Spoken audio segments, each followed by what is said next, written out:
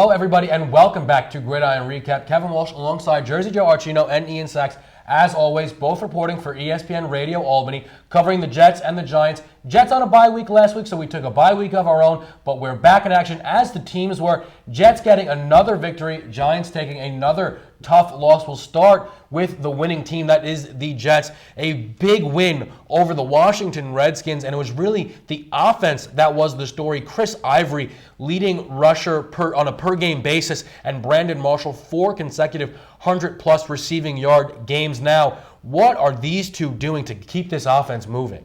Well, they are the big guns for this Jets offense. There's no doubt about it. Each of them with a touchdown. Jets win by 2 touchdowns. I mean, it flat out, they're the X factor for this team.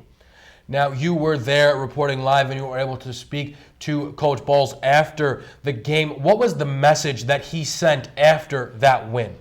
Well, he said, we're definitely seeing some improvements. That's exactly what Ryan Fitzpatrick said, too. But Coach Bowles, when asked about the big guns of, say, an Ivory and a Marshall, he said, yes, we're going to rely on them because they are the best players on the team. But you know what? In order to get better, in order to be one of the elite teams in the league, we need other people to produce. We rely on them a lot. Those are good players, but we got to get contributions from other players as well if we want to be any good in this league. So, as long as these guys can go, and they can go pretty good, we're going to rely on them, but we got to get other guys better in the process. And I think that's going to set this team from being a very good team to a great team, and especially they're going to need that coming into this week when they have a matchup with the undefeated New England Patriots in Foxborough for first place.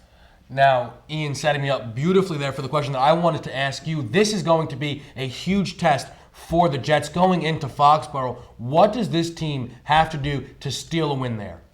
I think if there's anything that we see, the only teams that ever really give Tom Brady and the Patriots a lot of trouble are when you do new things. Think outside the box. New plays is always the type of thing that you have to do. Bill Belichick, his preparation is unsurpassed. Nobody does it like he does. You've got to throw new concepts. You've got to throw new plays. And with the defensive personnel that the Jets have, I think that Tom Brady's had trouble in the past with some of these players. If you throw some new plays in here, you show him some things he hasn't seen before, I think you'd have a really successful day against him. We have a chance to be a decent team.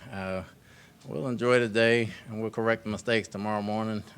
We got Game 6 as New England. We'll play Game 6. Now, the Giants taking a very tough defeat on Monday Night Football to the Philadelphia Eagles. And the game was interesting on how it started. Giants couldn't have looked better, get a quick 7, but that's all they were able to put up on the board on Monday night. What went wrong for this team? It's interesting because the Giants are one of those teams where they really thrive off of those early starts, and it seemed like they were on the verge of that once again. But after the Donnell interception, and then after that, the Donnell drop on that big second down, and then the 4th down play where they ran to the outside, it just seemed like that killed all the momentum they had. And for a team that had been playing so well and getting off to such good early starts, this is kind of a killer. But you know what?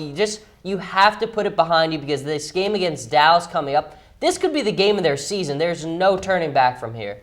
Now, one thing that did stand out, Odell Beckham and both Ruben Randall had some injuries coming into this game, and neither one of them really did look 100% on Monday night. Now, if either one of them have these injuries lingering or if it forces them to miss any type of time, how can this team cope with that?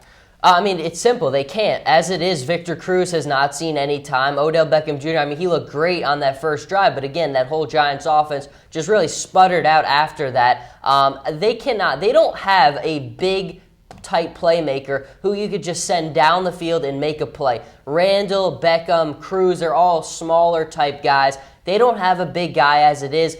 A loss with one of those guys, there's just no way they could overcome it. Now, you're going to wonder if that loss comes through when they do have to see the Dallas Cowboys. Joe mentioned how big a game this is going to be for the Giants.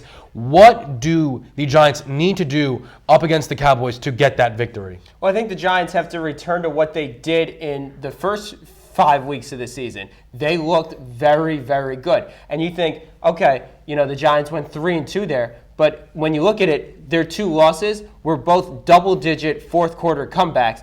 To the Cowboys, they lost by 1. So they are right there with this Dallas Cowboys team. I think if they just go back, do the same game plan that they had against the Cowboys, and now it's at home at MetLife Stadium, you have to feel pretty good. I think the Giants, if they just go back and return to what they did, can pull out a win against the Cowboys.